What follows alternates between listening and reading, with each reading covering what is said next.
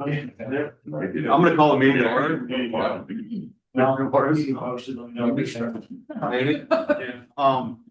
it looks like a light agenda today, so I'll start by doing a roll call of the commissioners.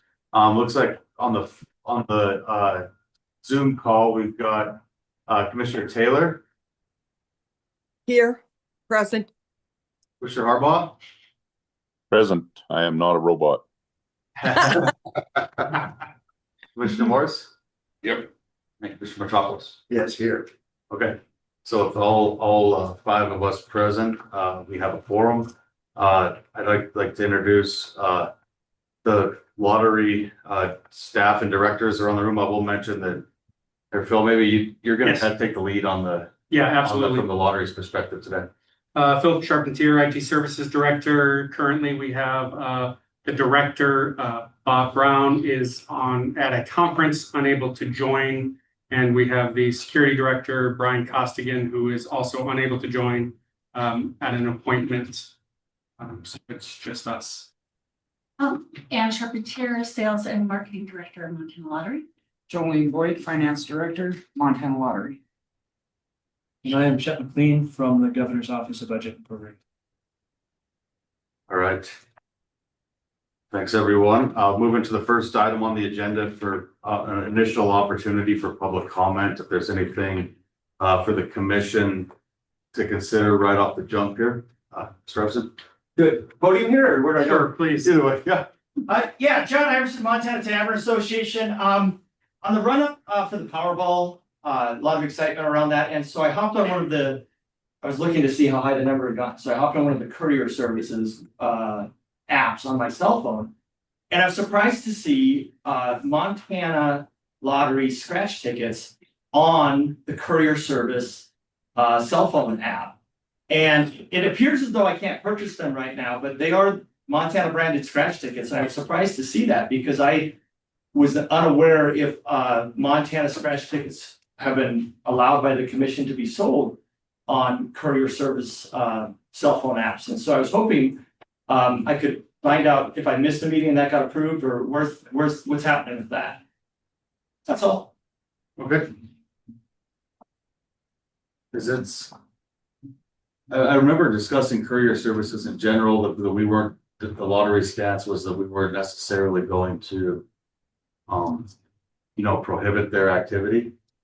They can, they're licensed just like any sales agent. And Right. they can sell all products that they wish to sell, as long as they're meeting all of the conditions of licensing and the rules by which all sales agents abide by. Okay. So would you, as I guess just follow up maybe and with Mr. Iverson and let them know kind of where we're at with that and what that decision was, or maybe even what meeting that was, because there was a meeting where we discussed courier, but there's specific. So they're currently selling the traditional lottery products like Powerball tickets. But electronic scratch tickets are the types of retailers that the courier service are using. Are they authorized to sell electronic scratch tickets? If I may, my understanding is that they're not electronic scratch tickets. They are real live lottery scratch tickets. They have them, they activate them on their terminals, they, scratch them, for the people that are purchasing them for them. They have a process. through that, they have a They process. physically scratch them for us? They have employees? For the player that's purchasing them through their app. Yeah, they are physical tickets. Yep. Purchased by the sales agent and then scanned, and they throw some technology in to allow the player to pretend as if they're scratching the ticket. But ultimately, there is a physical ticket Yep. that they have purchased from us behind that technology. Okay. Well, if I could comment, I'd say I feel like that's a bridge too far, but that's just my own personally held belief, but. Yeah. Yeah, it puzzles me a little bit. And maybe I just need an explanation of how that's in compliance with our statutes. And I just say statutes, rules, practices, policies, whatever. But yeah, I vaguely remember the conversation about the courier services. I do not recall that we ever authorized that particular practice. So I'd like to have information about that and why it's okay, when that decision was made. all Sure. That sort of thing. That's a great question, and we will get back to the commission on that for sure. Yeah. My recollection was it's almost like you were almost talking about like a true courier service, like a DoorDash or something, where you're essentially ordering a Powerball ticket or something like that, and somebody's going down to the town pump and grabbing it, delivering it to you, bringing it to your office or whatever, but it's kind of virtually that case. This scratch ticket seems kind of, that does seem just goofy, just because it's harder to prove. And what they, I mean, to me, well, if I was the consumer, I guess what they say is what they say, but like, you know, what's to stop somebody from ripping a, you know, if you're not actually there scratching it, you're trusting that courier service to, you know, scratch that ticket off and be trustworthy to pay it out if it hits, you know, like. At the end of the day, the same goes for Powerball tickets. Yes. They are trusting that the scan of that Powerball ticket is indeed the Powerball ticket. And at the end of the day, the sales agent has that Powerball ticket in their safe. And if it becomes a jackpot winner, they will get the physical ticket, just as scratch tickets, they will get the physical ticket and bring it to the. But at least on the Powerball one, they probably would see their numbers before the drawing, right? Same for scratch. I mean, the one relates to the other. Scratch ticket there is a physical ticket in a safe. And if they want to see it, I suspect they can get that physical ticket as well. And if they do win a high tier winner, that physical ticket is required at the lottery office to validate it. So. Yeah. Go ahead, Mr. Morris. Well, I mean, this kind of goes back to that conversation that we had at the last meeting about the bulk ticket purchases, and the bulk ticket purchases are apparently through one of these agreements, through these third party vendors. And it seems like, well, maybe we're gonna remedy it with the rules that we talked about and are gonna run through, but I mean, I'm glad that John brought this up, John, too, because I have some concerns about it. But kind of everything that happens in here, we had that meeting a couple of weeks ago, 2 weeks ago. And we just brushed over that subject. And nobody really explained it down to, I mean, we're supposed to know what's going on. Well, I got more out of that article the next day in the newspaper than was ever mentioned at this commission. And I don't know why that is, and I don't think that's right. I mean, are we not? Should we not have all of that information, or should we just read it in the paper? It just doesn't seem right. We're supposed to make these decisions, but we just gotta gloss over it, and then move on. And we're without all the information, we're relying on all of you for our decisions, and it makes it a little tough, and it's not the first. So I just want that on the record that concerns me. Well, I'd like to add to that, you know, as a lottery commissioner representing the state of Montana, I don't get a lot of heat or public comment or anything, but that is what we do, represent the state of Montana. And I feel like I should be more aware and intelligent of what we put out to the public on behalf of the state of Montana. And I'm not casting any aspersions about why I don't, except for at myself. You know, I could have taken the time to do some deeper dives and some research to find out exactly what it is that the lottery does. But I'll conclude by saying, would you please help put all that together for us, not in a PR type thing. You know, and I know the lottery brings money into this, the general fund, that's all great. But I mean, I'd like a listing of all the games that are done in our name being the state of Montana. And I'd like to know how they work, what we've authorized, what we maybe haven't, just so that we know.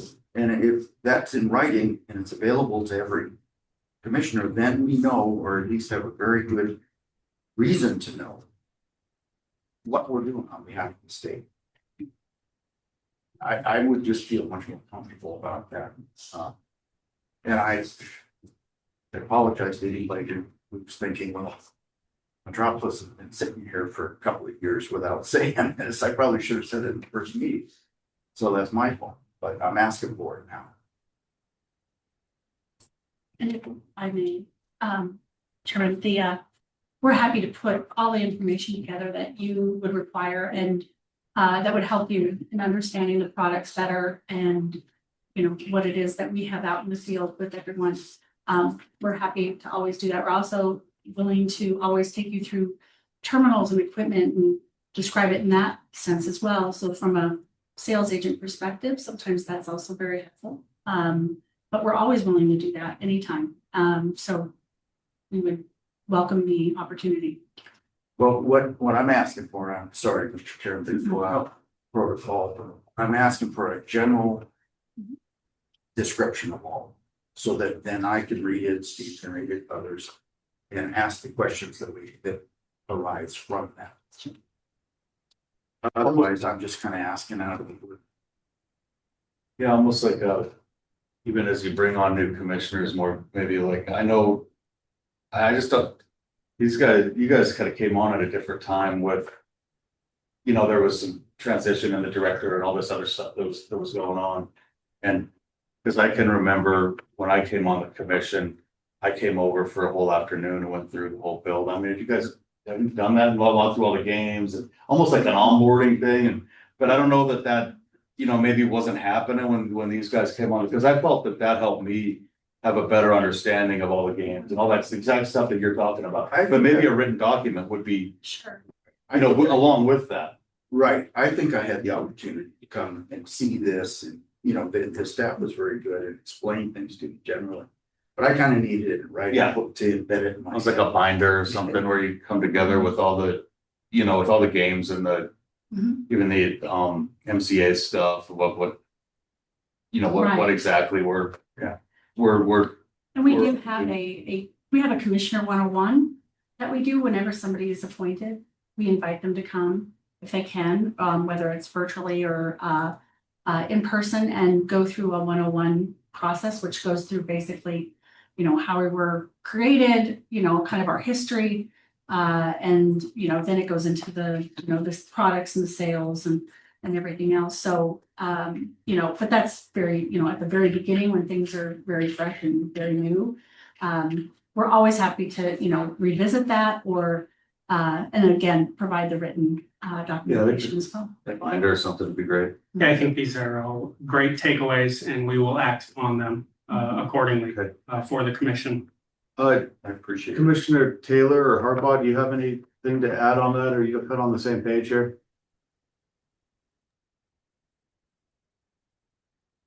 I would just say that I think it's a great idea. I know I get calls from individuals and I'm unable to answer the questions a lot of times.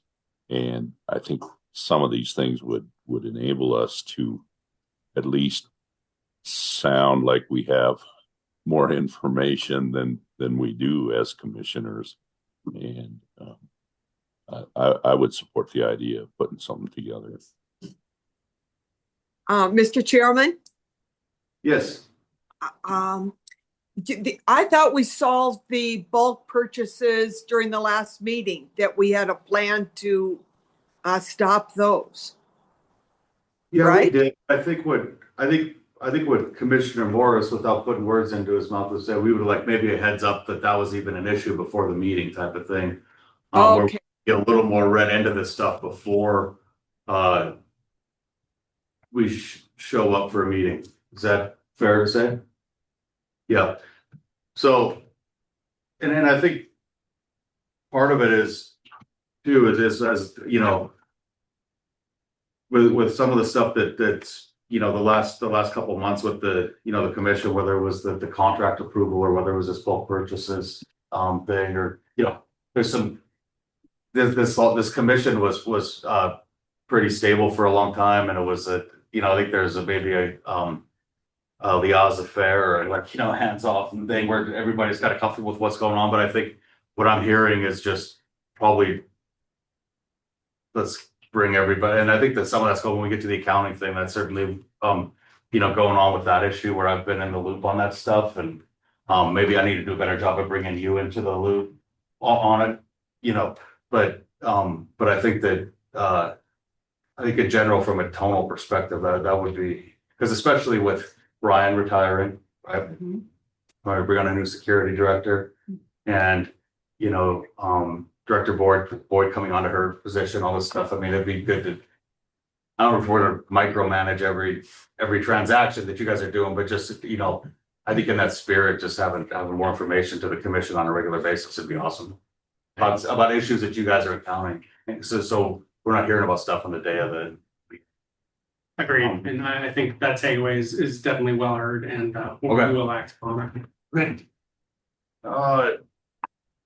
Anything else? Public comment. Okay, let's move on to the financial report. Again, Chet McLean is here with the governor's office, and he's a CPA in the budget office, and then we've got Director Boyd. They're going to walk us through our financial report. I don't know who's doing what or what the. I'm just gonna kind of give a little spiel. Okay. For the record, Jolene Boyd, Finance Director. I'd just like to begin by noting that I've been working with Chet on the financial reporting process and its processes, and I appreciate the help and the support that I've been getting from him. And these processes are ongoing. In the meantime, Chet's going to speak with us on the prior quarter's information, and I'm going to turn it on over to you. Chet. Thank you, Director Boyd. Members of the commission, chair. So again, I'm Chet McLean. I'm from the governor's budget office. A few months ago, just to reiterate some of what we already know, but for the purpose of this meeting. Several months ago, the former finance director died suddenly, and the lottery was in a tough situation at that point. And so I received some calls and asked if I could come on to the lottery to help with some of the financial reporting issues. After jumping into the situation, we could see that there were a number of revenue journals that weren't posted into the accounting records properly. And what that ended up resulting in was some financial reporting that was unusual. Both the second and third quarter reports showed revenues that were less than normal, significantly less than normal, and correspondingly yielded a transfer to the general fund that was much smaller than normal.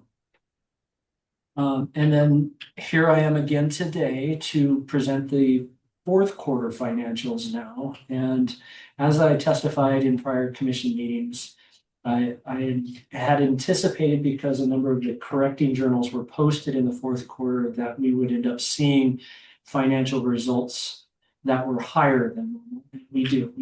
And we'll get into the details here in a moment, but revenues are much higher than they normally would be for the fourth quarter of the fiscal year. But with that said, because those corrections were made in the fourth quarter on an annual basis, the numbers have come back into an alignment with what we would expect. And so on at least this first schedule that we're going to talk about here in a moment, I would encourage the commission to focus in on the second set of columns there, the last two columns, the year-to-date columns. and focus less on the quarter ended columns, the first two columns, because the first two columns are skewed. A couple more comments though that I want to make before I jump into the financials. I think it is fair to say of management of the lottery, I want to communicate this to the commission, that they get to legitimately say to you all publicly that they're making progress. So the situation that was observed several months ago with these journal entries that were not posted is a concerning thing. And to say it a little bit more colloquially, you have a bit of an accounting mess that needs to get cleaned up. And I think that they can legitimately defend themselves and they legitimately get to say that they're making progress, right? That we can see in the annual numbers, at least, that these numbers are starting to look in a more reliable manner. With that said, though, they're not out of the woods yet. There's still some more work to be done. In fact, the financial report that I presented to the commission in the last 2 quarters included 4 schedules. The report that I'm going to present today only includes 3 schedules. There's a schedule that we're not presenting today because there is an account on the schedule that I'm omitting that I'm not comfortable.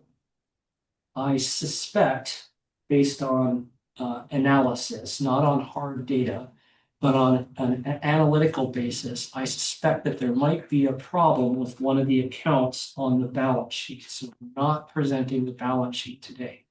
We are only presenting the income statements and the related schedules relating to current year activity.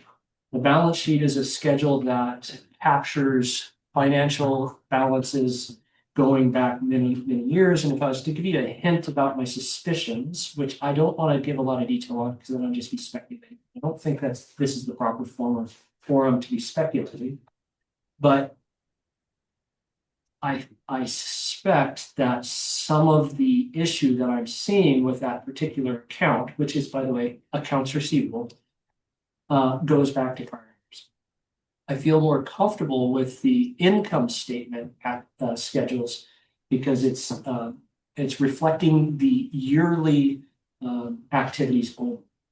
And so, and we were able to tie the current year activity numbers to independent sources, third-party reports, if you will.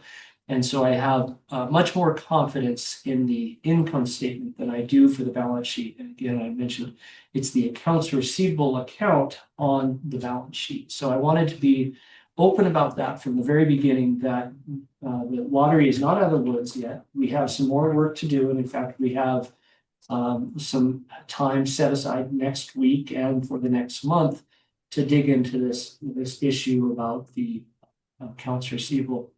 And we've also, I've been in conversation with several other CPAs around the state, and they have agreed to create kind of a working group so that it's not just me, but a couple more individuals whom I trust to make sure that we put our heads together and get to the right answer in an efficient manner.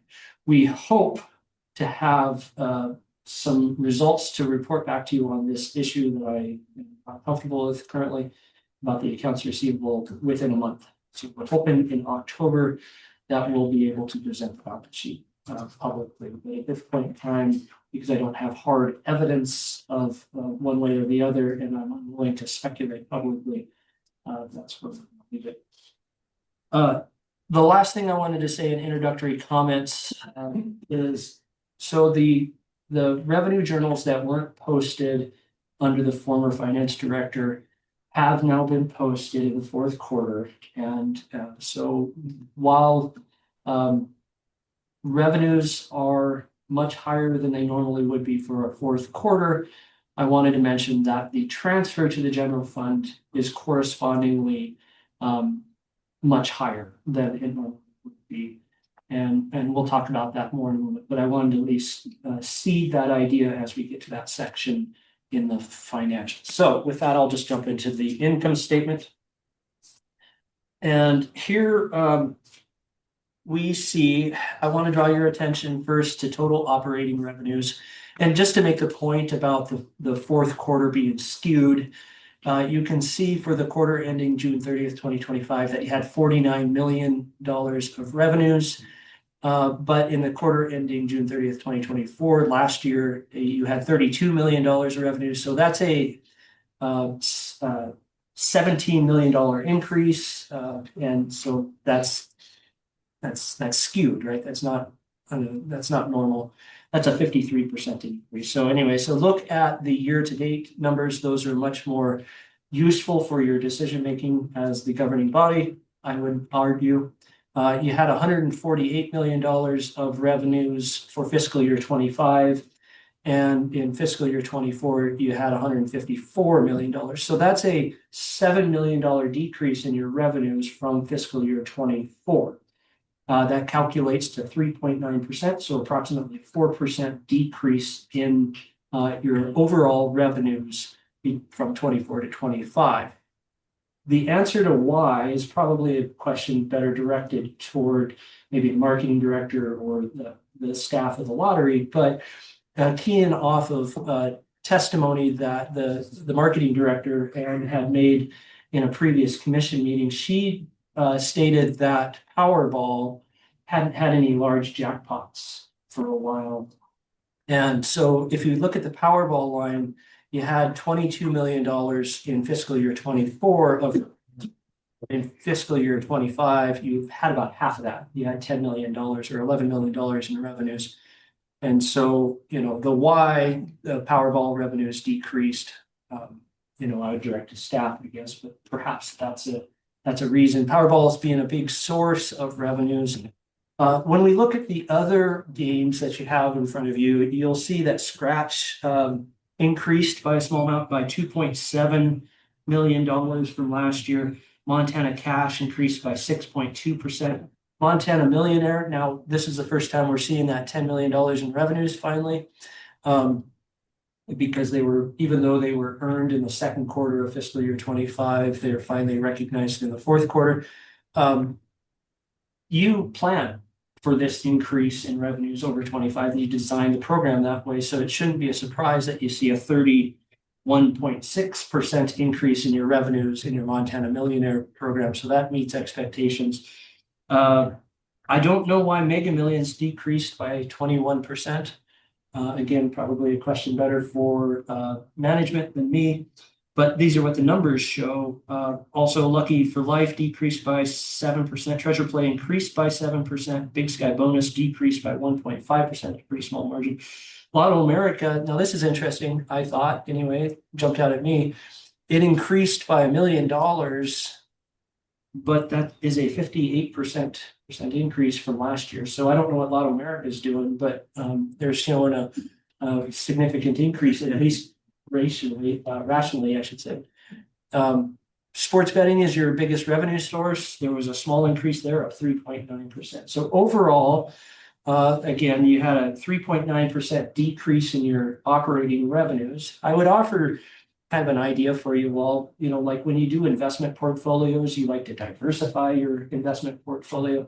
And so while some of these games you have decreases, other games you have increases, and overall a 4% decrease might not be an unreasonable thing. But anyway, so I offer all of that as kind of a way to think about as the governing body in your decision making about each one of these games. You have some numbers there in front of you. If you could scroll down to the direct game costs, here's something I wanted to draw your attention to. So the direct game costs are appropriately named, or appropriately labeled. They relate to the games, right, directly.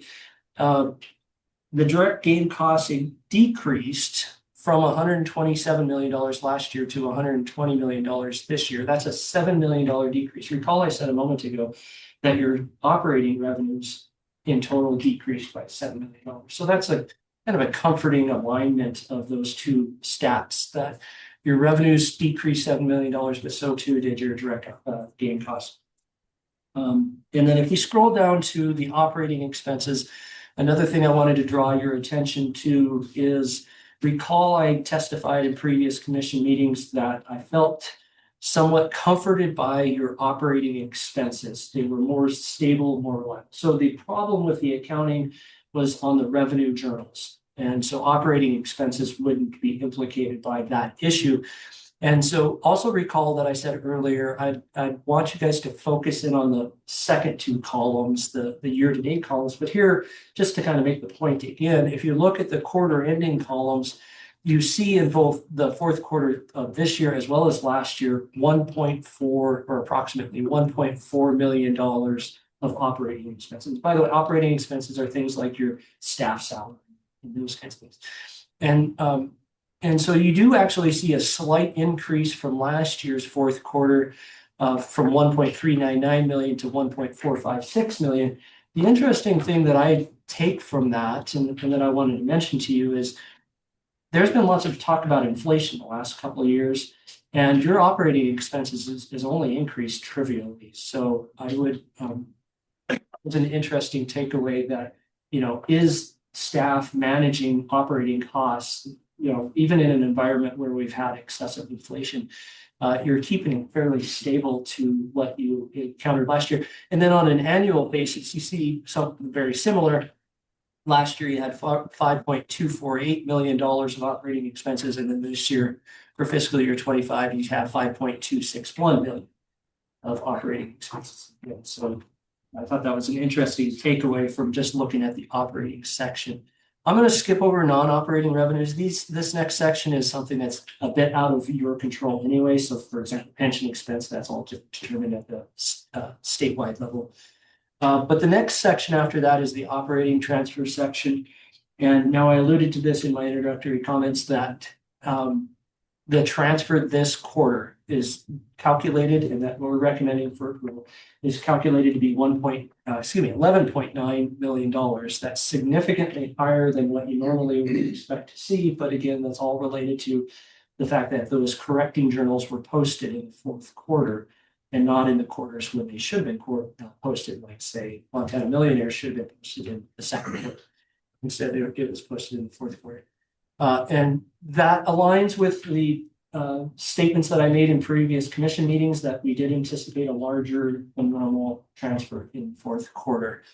I would draw your attention to the year-to-date columns there. Notice that in fiscal year 24, the total amount transferred to other funds was $21.5 or $21.6 million. And then in fiscal year 25, you're transferring approximately $670,000 more at $22.2 million. So that should give everybody a little bit of comfort that the transfer amount at least analytically aligns with what we should be expecting for 25, given that 24 was only $670,000 less. Okay, so with that, I'll pause for any questions from the commission.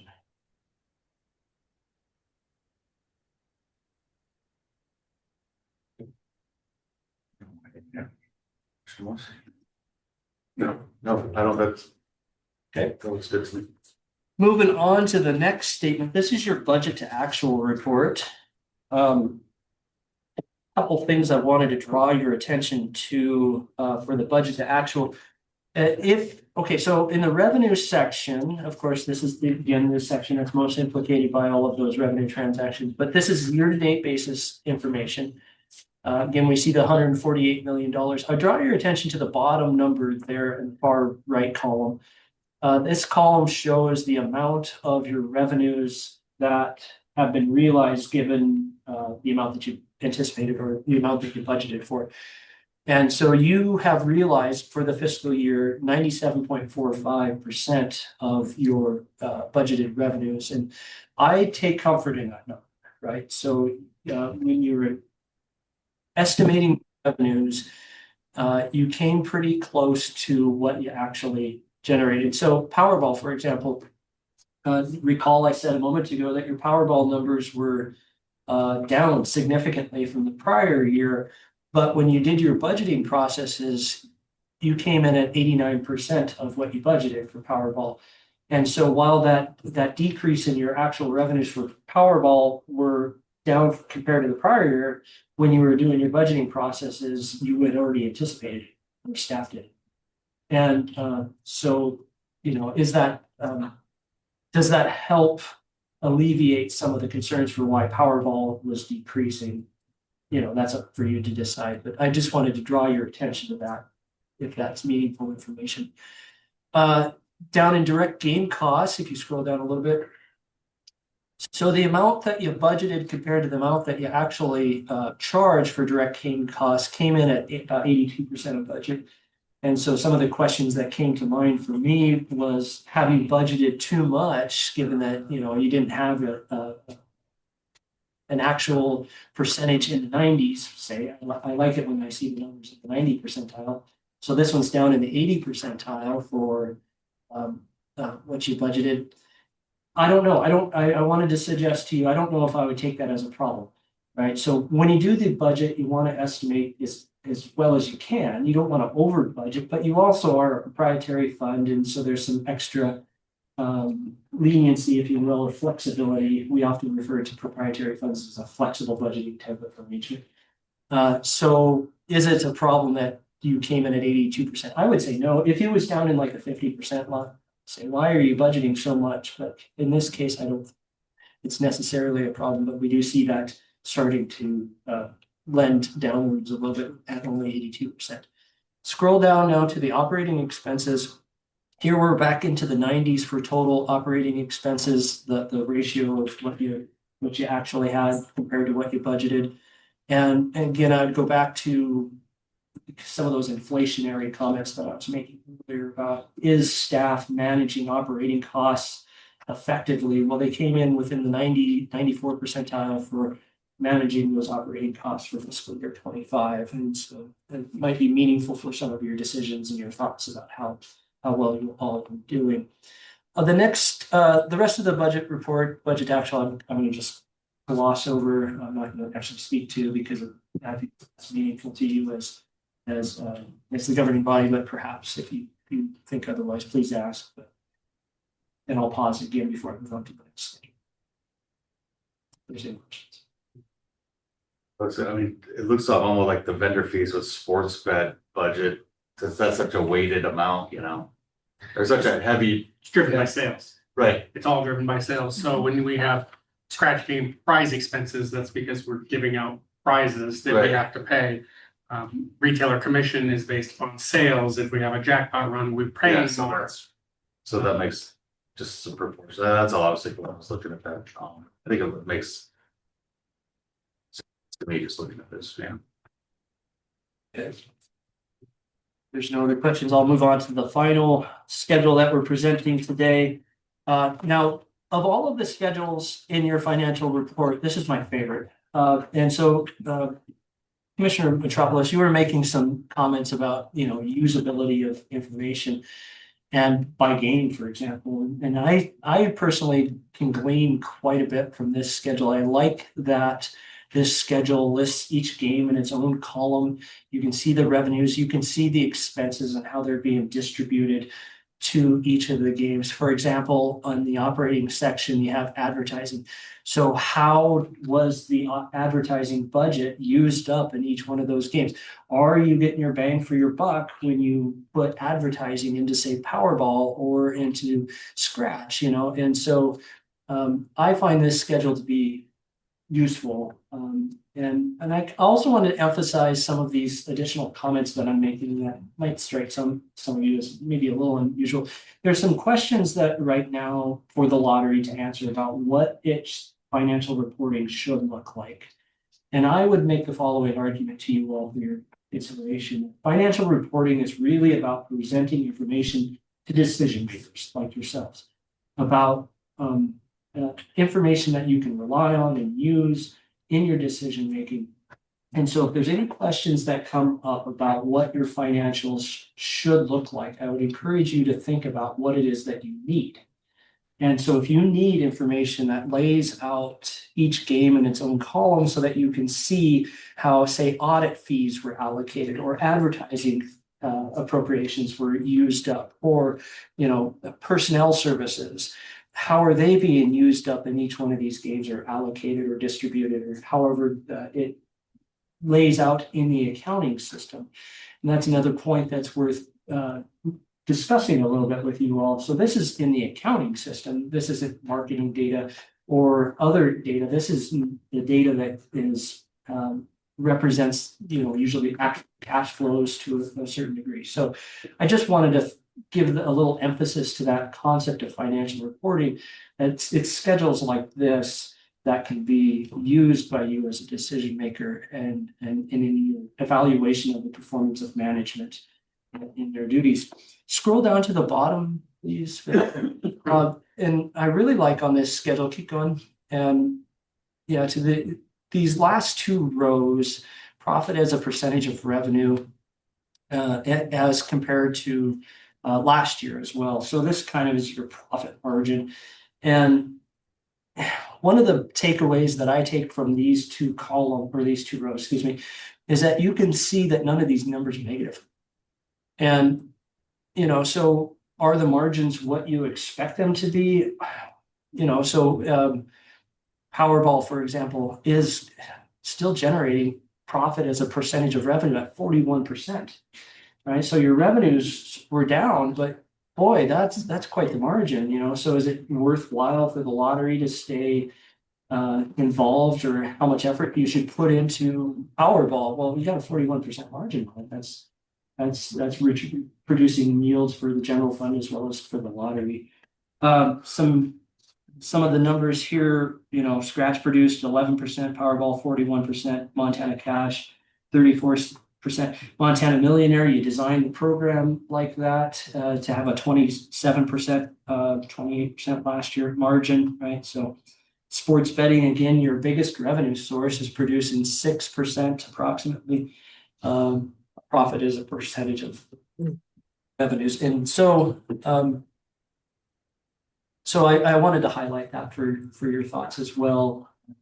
There's some interesting numbers there, but at least none of them are negative. That's my takeaway. So with that, those are the financial schedules. Again, the transfer that's being recommended this quarter is much higher than normal, but that's what we anticipated. That's what I testified would be in the previous commission meetings. Is there any questions from me? Well, first of all, thank you. That was a very thorough report. Yeah, I agree with everything.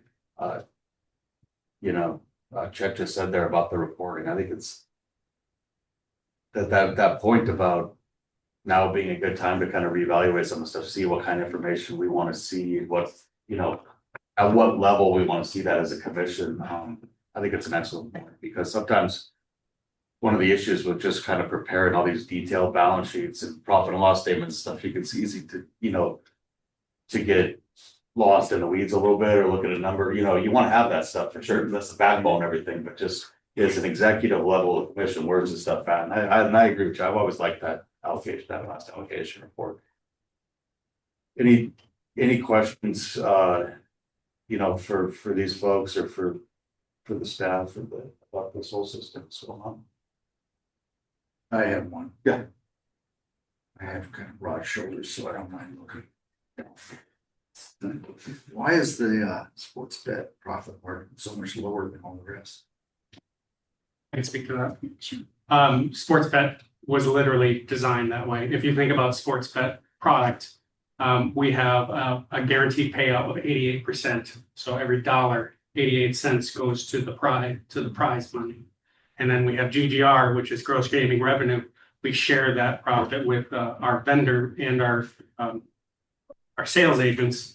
So we have a 60-40 split of that remaining 12 cents. We end up with 6-7 cents of that profit. So there is your 6%. Then we have to take that and pay the retailers, the sales agents, their commission. So it's exactly on par as to what we expect to see from sports bet. And those games are really interesting. Look at the profit margins, because basically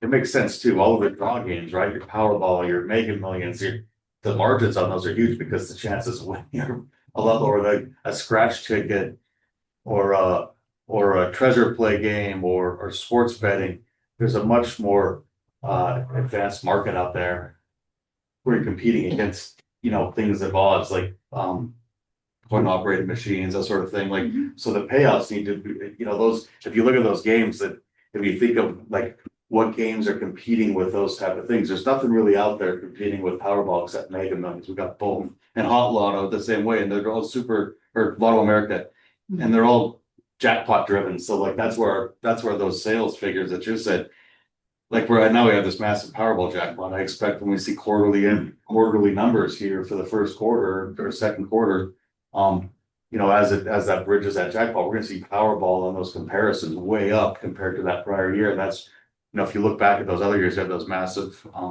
jackpots. So yeah, I guess that's the context. So like but those questions are important. And I think that's always kind of looked at it. And you know who was great at this was Dwayne Iverson. He was on the commission for a short time, but he would really dig into these numbers and start talking about margin and he really had a good understanding of all this stuff. But I always think of it as, you know, the nature of the game and the level of competitiveness and really there's nothing out there that, you know, for the lottery that beats the, you know, the power, all of our draw games, Mega Millions, Powerball, Montana Millionaire, or not Montana Millionaire, but Montana Cash, Lotto America, all jackpot driven. Yeah.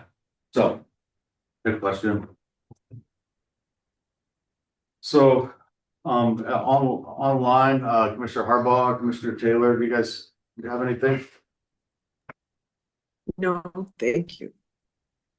Nothing. Thank you. Thank you. No.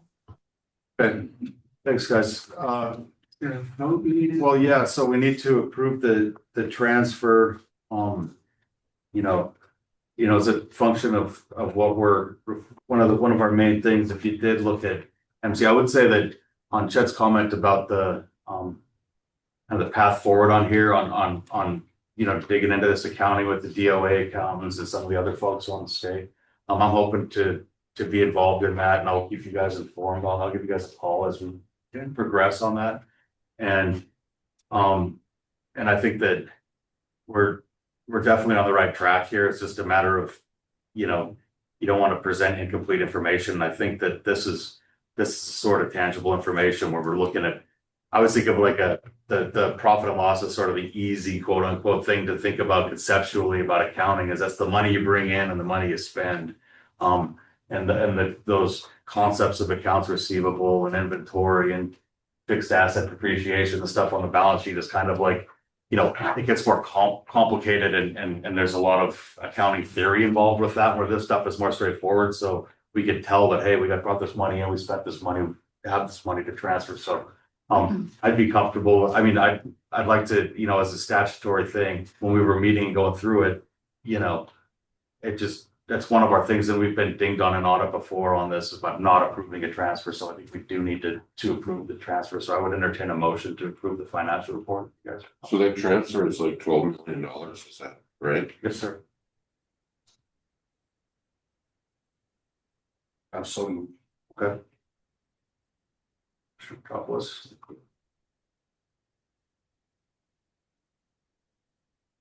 You get a second? I'll second. Okay. Thanks, Commissioner Taylor. Any further discussion? All those in favor signify by saying aye. Aye. All right. Aye. Opposed, sign. Okay, motion carries. Again, Director Boyd, Chet, thank you guys very much. Look forward to, you know, talking with you guys soon on the path forward here. Looking to the next item on the agenda, we're going to information technology with Director Sharp here. Chairman Preety. Yeah. Can I interrupt and ask for permission to exit? Yes, thank you. Thank you. Have a good day. Chet. Could we have a conversation then before you leave, Chuck? I'm interested in getting this balance sheet in a month. Yeah. Wow. I'd like to set that date, and I'd also want that date to be the date at which we get first draft anyway of that game report that we request. So can we set that date? How about just a month from today? Yeah, Yeah, if we do the 11th, that's a Saturday, so we could do the 10th, which would be Friday. yeah, well, we shoot for the 10th and then see where we're at least. And yeah, I think, would that work for you? Yep. Okay, Is that okay? That works for you? Okay. Yep. Great, thank you. thanks, Chet, appreciate it. Thank you all. Have a good day, talk to you Thank soon. you.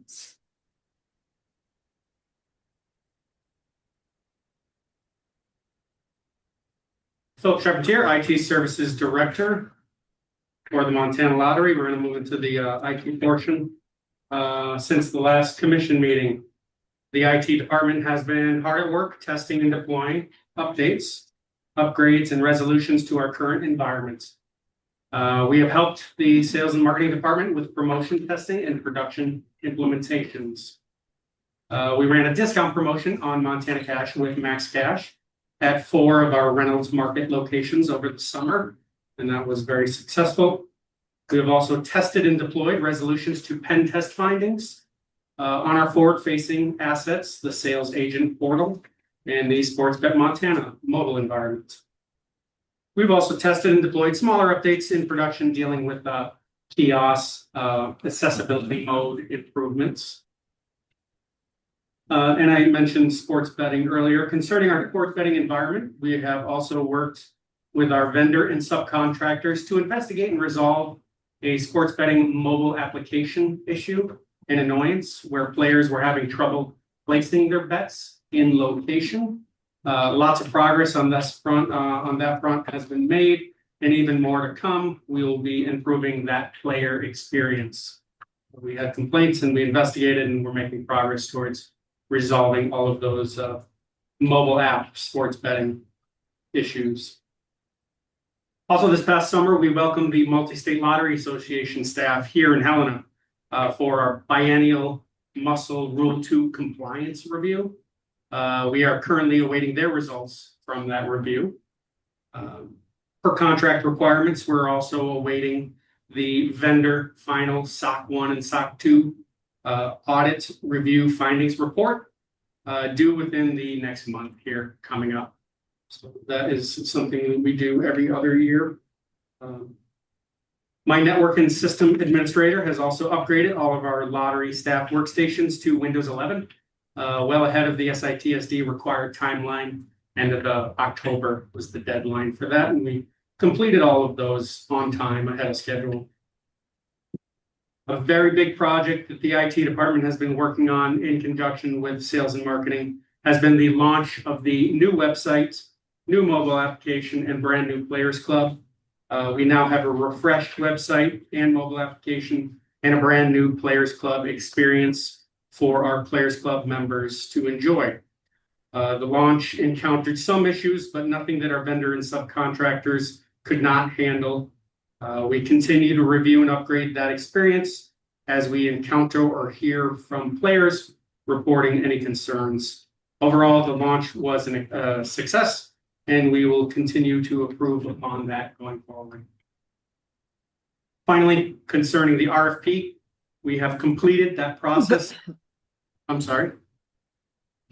Sorry. That's okay.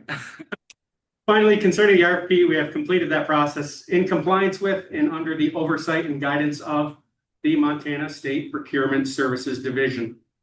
The final step in that process was the contract signatures that occurred last month. And now the lottery is working on with our vendor on our conversion plan. The final step in and all the things that go along with the conversion plan. We're finalizing timelines, schedules. The key with this conversion is to ensure we are keeping our partner sales agents in the loop and in the know with all the hardware replacements that are coming down the line, the system updates that will directly affect them. And of course, require their attention as well. We have technicians on site and we have training taking place. So I'll be keeping the commission up to date on our progress with those conversion efforts in the coming meetings as well. One more thing to note concerning the IT department's efforts this past summer. We successfully performed our back-end central system switchover from the secondary environment to the primary environment. No issues to report with that, but it's interesting to note that that will be the last of these specific types of switchover tests that we will encounter, since the new central system configuration will become cloud-based with an active configuration, where multiple nodes or servers are simultaneously active and share the workload. It's all IT talk. It's stuff like us IT folks love. Very exciting from my end. But I'll report on those efforts and that functionality in future commission meetings as well. So pretty interesting stuff. Looking forward to the next quarter. Briefly, we have continued updates and upgrades to our new website, mobile app, and Players Club.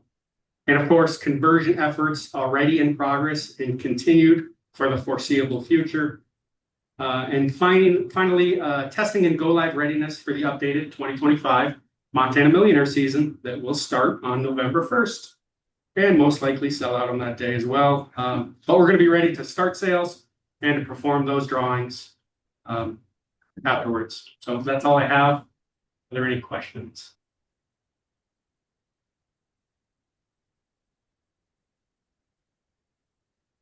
On the rollout on all the new machinery and stuff, I mean, I bet that sounds like it's gonna be a big task. Have you been in contact with our major?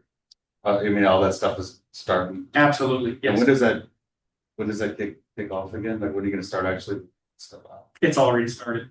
Oh, really? Well, from a back communication Yes. perspective, Okay, not terminal. but not in the stores, replacing the No, that's key, as I mentioned. machines and stuff, because you're like you're saying, that could be disruptive to the Yes, so the we're, C-stores and stuff. so we'll be scheduling that. Logan will be handling all the scheduling with those sales agents and our conversion efforts in that respect. But yes, we've started the process of defining timelines and Good. laying out the plan and testing the equipment. So we're Good luck, okay. good. Anything online for Phil? I'm not seeing any public comment at this time. Okay, okay, moving on to Ann. Your answer. Good morning, everyone. So I have quite a few slides just to run through here. Certainly at any point, please don't hesitate to interrupt me and ask a question. We will be going through all of our sales from, look at 25, we'll look at 26 as well, what we've been doing to this point so far. One of the things I just want to maybe mention or just throw out there, in light of Chet's presentation and the information that he's giving regarding the products and the operating expenses and all that stuff, I'm wondering if we don't switch around the order of things and maybe I go before finance, so you have a little bit of the sales performance and some of that general information first, as then going into the finance report. So I'll make that suggestion and I'll talk to Bob Brown about that change. I think it might help in giving you a little more information as you go into the actual finance presentation. So I'm just making that suggestion. Yeah, I think and- that. Good idea. Okay, yeah, so we'll maybe make that change for the next meeting. Okay, so starting out, we're gonna start out with a fiscal year 25 overview. Go ahead and, so we start out with a wrap up of this last fiscal year. Although we didn't have the large jackpots, which we have been discussing all along here, during the entire year, our products did perform very well. Some of the more notable performers are Lotto America, which was up 58% from the prior year. This was due to a very long growing jackpot for that game that was experienced during the fiscal year. Our very own Montana Cash had a great year with 7% over last year's total. Treasure Play continues to be a favorite of our players, and that comes in at a 6.4% increase, as well as Scratch, which defies national norms with a 2.7% increase in sales. Sports fans continue to find the value in betting with Sportsbet Montana, realizing a 4% increase from last year. Our national games, which we were just talking about within the finance report, they're so reliant on large jackpots for higher sales performance. We're definitely we were definitely affected by the jackpots not growing to billion-dollar levels. And both Big Sky Bonus and Montana or Lucky for Life were down. This decrease in the Lucky for Life game will certainly be addressed this fiscal year when the Millionaire for Life game is launched this spring, we talked about during the last meeting in June. Any questions before I move on to the next slide? And great. So all the talk of profit and the margin of our products, this is sales, are the engine that drives our business, but profit is the fuel that keeps it running. And we are always focused on selling more, but we need to prioritize selling more of the right products, the ones with the best profit margins. Here we are taking a look at each of our products and their profitability for fiscal year 25 as compared to profit numbers from 24. 7 of our 10 products are currently showing increased net profit. 2 of those 10 are even with last year, and only 1 is 1% point lower than last year. Scratch, Treasure Play, and Sportsbet Montana have all increased both their gross sales and their profit numbers. The increased profit of our products are becoming more of a focus of our marketing department with the help of Logan Jackson from our sales department leading the charge. It is critical for us to sustain the health of our agency through the growing profits and meeting the mission of maximizing our return to the state of Montana. So this will continue to be a chart and information that you guys see going forward. And yes, real quick, in the new contract, our percentage sports bet in the new contract changed from to 8. No, actually, Chairman, the sports bet GGR split will remain at 60-40, which is actually better than the competitor, which was 50-50. So we're still maintaining that 60% chunk of GGR. Well, where was that? Was it a decrease? The where we're going to see those gains are from the traditional games, scratch, lotto, treasure play.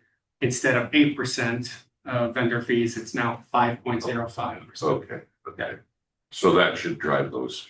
it should. Percentages. Yes, we should definitely see improvements, certainly from that. Any other questions? Okay. So we'll move on to looking at fiscal year 26.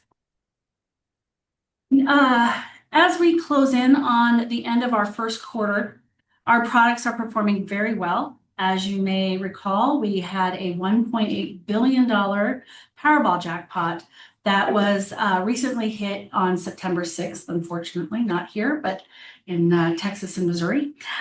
These sales clearly had a massive impact on Powerball's increased percentage as compared to the same time frame last year. And we'll have a little more look at that here in a moment. Another positive effect of the Powerball billion-dollar jackpot, and what historically we have experienced when jackpots grow to these levels, is that it naturally drives sales higher for all our products. So a rising tide lifts all boats, right?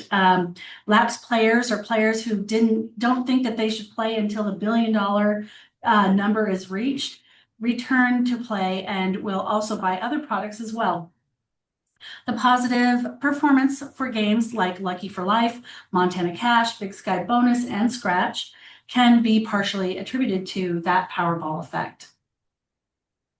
We will speak a little more directly to Mega Millions here shortly, but clearly that game would benefit from a good jackpot. And our hope is that this current run that it's now in, which is the jackpot's at 381 million, that it will continue to grow and those sales will generate just similarly to how Powerball. So, yes, sir. So, I mean, just looking at those numbers, you can see the chart.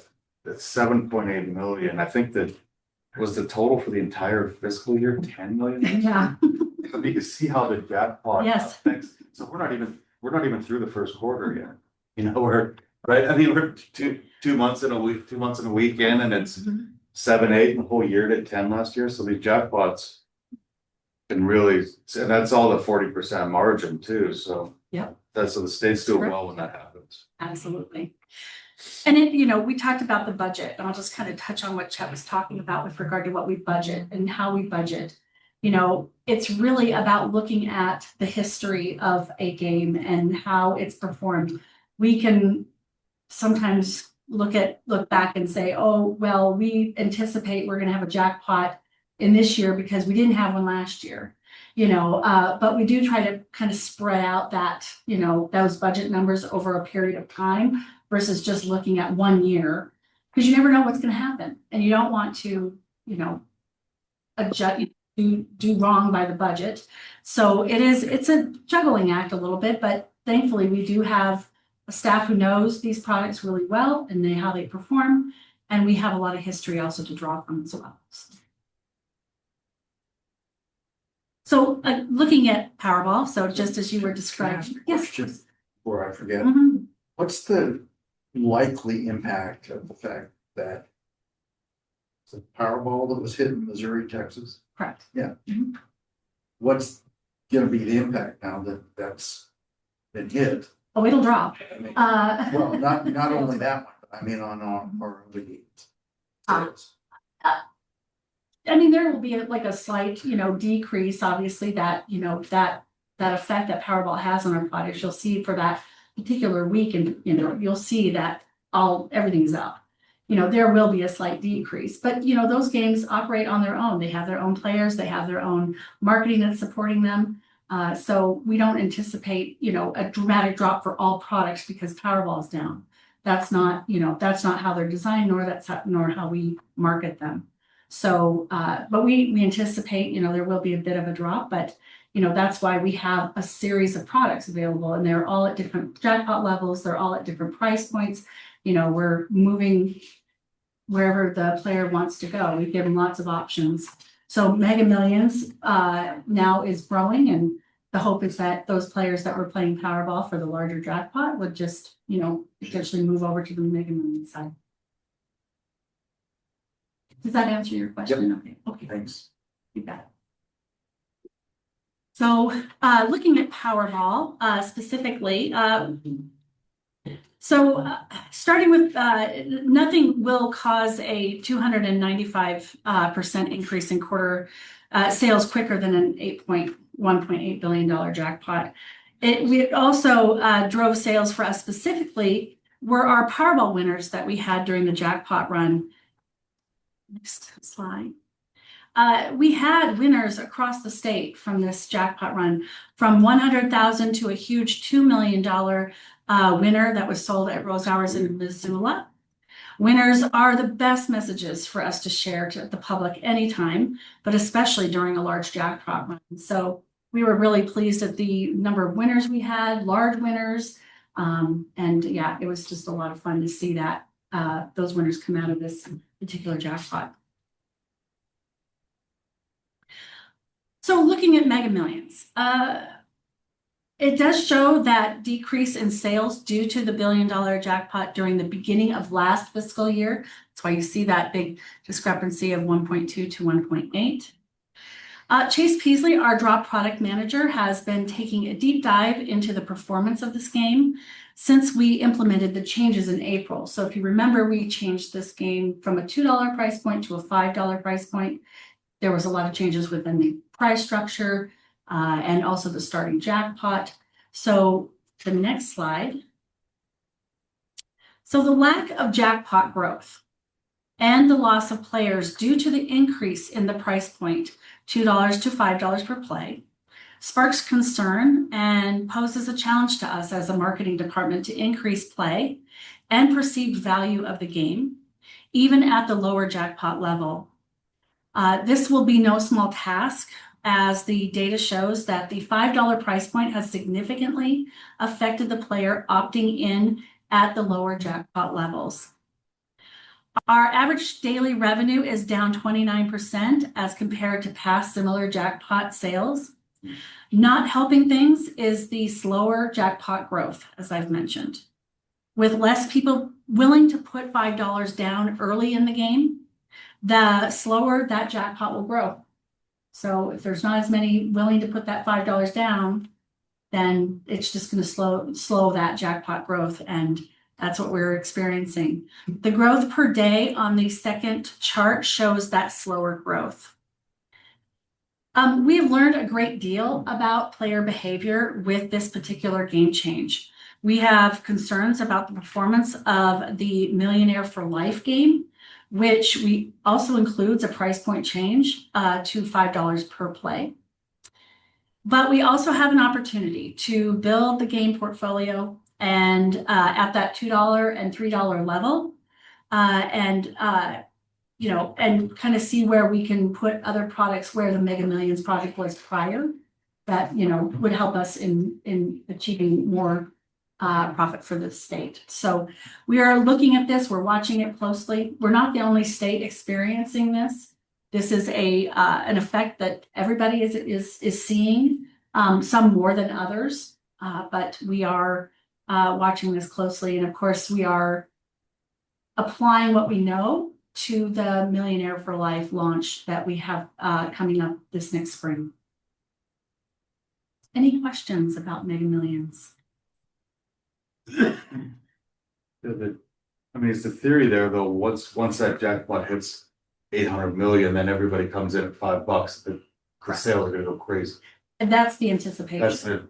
That That was also the getting there. design of the game. Right, it's getting there. That's interesting. Yeah, so I mean, in theory, if that plays out that way, that those additional sales during a massive jackpot would Make up up for what some of we this, exactly. We'd anticipate that. Of course, the jackpot, not knowing how that's going to go. I mean, it's gotten to this level before and then been hit twice. So it's just we're at the mercy of the jackpot when it comes to it. If it gets big, it'll be interesting to see what happens. It will be, yes. And the anticipation is that we would make up a lot of that those negative numbers. But again, we need to see the jackpot in order to do that. So we'll take a look at Treasure Play. We have a small percentage decrease so far this year, but this doesn't concern us. As we know historically, Treasure Play sees slower sales when people are not frequenting the bars as much during the summer months. But with football season upon us, we anticipate those sales rebounding in the next quarter. And with Sportsbet, as I mentioned, Sportsbet Montana, it's in its 5th year, is continuing to grow in popularity. Betting activity spans all sporting types. This summer has proven that sports bettors are enjoying everything from Major League Baseball to the WNBA, which has experienced about a 300% increase in betting activity this year. And going to the next slide.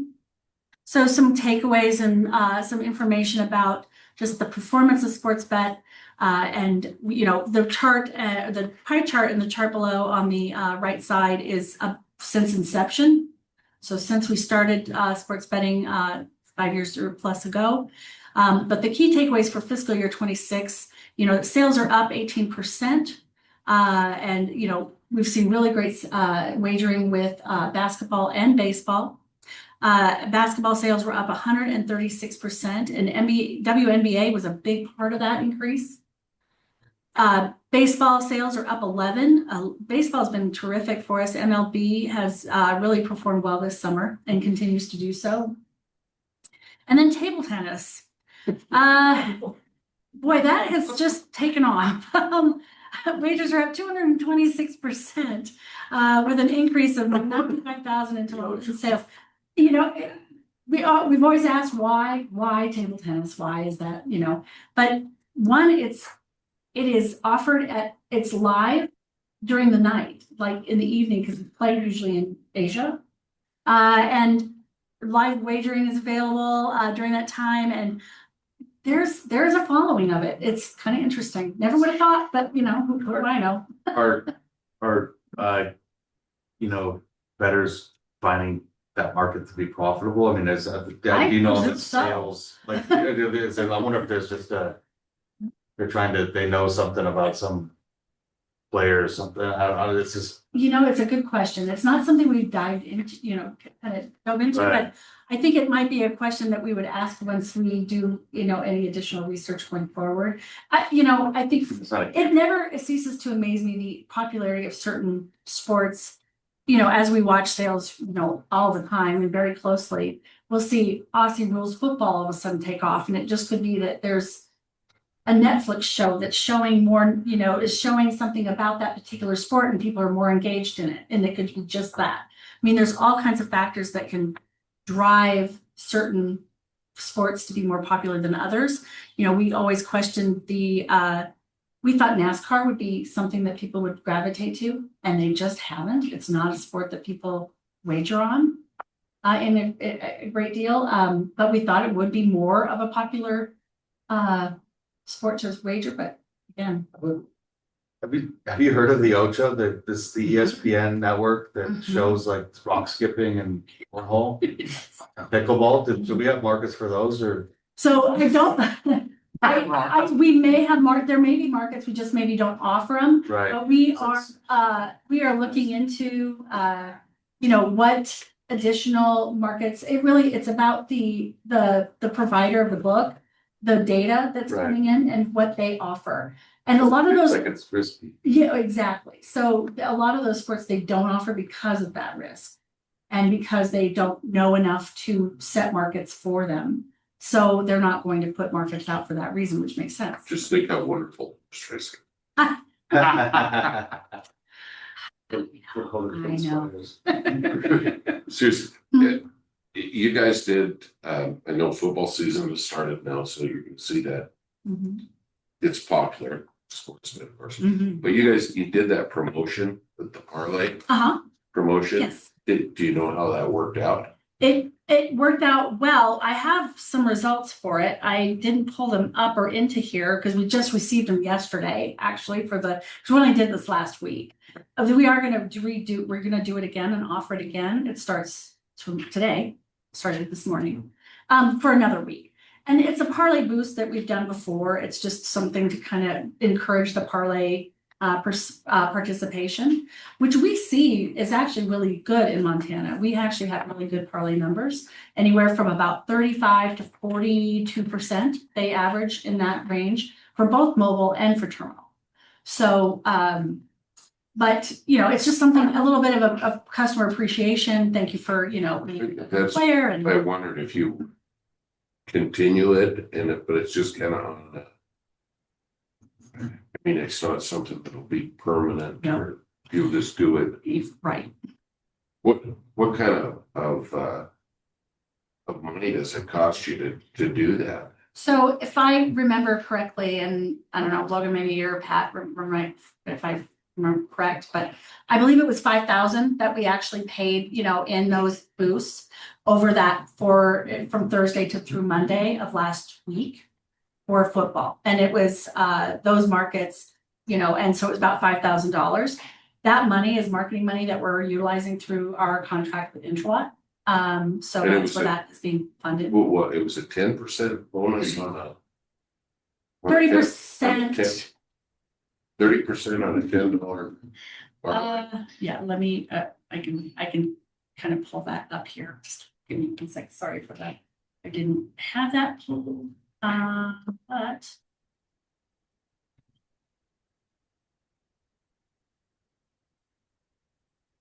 Slow computer. That's all right. Yeah, it was 30%, and not to exceed a certain amount. And Pat, do you recall? I'm sorry, I'm gonna call you out. Do you recall that one? I'm just bringing up the. Various parameters based on like a minimum odds thing, and based on the number of selections they have, determines the boost. Thank you. I think it goes up to 30%, but if they have like a max is 6 selections or more, it's up down to 10%. That's And Yeah, minimum $10. Yeah. 10, yeah, it's a 30% parlay boost. 30%. $10 minimum wager. It has to be minimum odds of -150 in order for it to Minimum. qualify. I think it's- You have to have 4 more selections, and it's $200 is the maximum bonus you can win. So it can't exceed a $200. Minimum of 4. Four Four like, line, yeah, max out at $200. Sorry about that. Thank you. Just have that all in front of me. So, That's stupid. Like, any other questions about sports bets? it's- Okay. So just moving on to Scratch. In comparison to last year at this time, the product is performing very strong with a 17.8% increase so far in comparison to the last year's totals. This is due not only to the fine work done by Jay Bond, our Scratch product manager, but to the continued popularity of the second edition of the $30 Millionaire Maker game, as well as the Bonus X family of games that launched in May. So selling at the $2, $5, and $10 price points, multiplier features are resonating favorably with our players. And I know it's only September, but it's never too early to talk about the holidays. So our holiday winter Scratch games are scheduled to launch in October. Always popular with players and sales agents alike, especially for gift giving purposes. So those are the games that we've got slated to launch here shortly. And as we all know, holidays are very popular for lottery and especially Scratch sales. So we always have specific games surrounding that time frame. Okay, so I'm just revisiting Montana Millionaire just as a reminder that the raffle is, we'll launch it on November 1st at 5:30 a.m., just as we always have. Information is currently being distributed by our sales staff in preparation for this big day.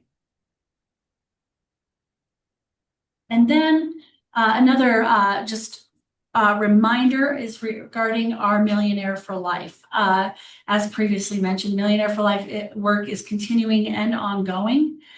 Selena Clift, our content manager, is preparing communication plans and other launch information for sales agents and players. This will be a priority for the marketing department in the months to come. And as I mentioned, with regard to what we know how Mega Millions is performing, and that move from a $2 to a $5 price point, we are going to be taking a really close look at how we message that, how that is provided to the player and to the sales agents. We have a unique situation with Millionaire for Life because there's no jackpot. So there is a set top prize and that's it. So we have to be aware of that as we talk about this and how we show value in that $5 price point now. Just $1 million a year for life. Just $1 million a year for life. And as was mentioned earlier, we're going to talk now about our website app and Players Club. Thanks to the dedication and persistence of our entire lottery team, from IT to marketing and sales, including Intralot, Went, 303 Software, and Splashdot. We have a new website, a mobile app, and a Players Club as of August 27th. It took over a year to bring all of these new assets to life.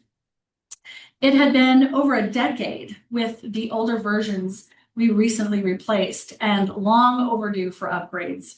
We now can manage all our products from one place with seamless real-time collaboration across all devices.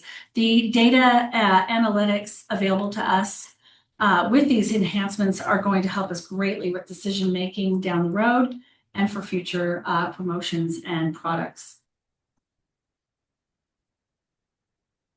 And we can now manage, as I mentioned, all of our products in one place. The data analytics available to us, we see everything from, what tickets are being put into Players Club, what ages the person is that's putting them in, what are their favorable products. And there's all kinds of stuff that we're just now learning about what it is that we can glean from all of this data. So we have already have about 10,000 members signed up so far. And it's great to, just see all of this come together in just a couple weeks, that we have that much engagement already with our folks. And just want to touch briefly on licensing. So speaking of website changes, we want to keep you in the loop that our mechanism for new sales agents to submit license applications for selling our products will be switching from eStop to a new site called Acela. The site is still operated by the Department of Revenue, and a requirement for us to use this process for our licensing. We are working to get trained internally, and Brian Pellin, our licensed representative, has been working with the developers and web designers to design our specific pages. And a big thank you to him for all his effort. This has been a long process and somewhat arduous, but we want it to be right, especially for new and existing sales agents as they use the new system. So this will be something that it looks like it's scheduled to launch September 22nd. And we'll see how it goes. Yeah. Any questions about the website stuff? Yes. And just to wrap up, obviously central gaming system conversion, that is going to be the biggest focus of ours going forward. Millionaire launch and also, optimizing all of our profits for our games. We will continue to work on all those efforts. Sports betting revenue, we're just starting out NFL and NCAA football. And then we have the end of MLB, and MMA is still performing really well for us too. So we're making sure we're messaging that. And then of course the Millionaire for Life game enhancements coming later this spring. That's what I have. Any questions for me?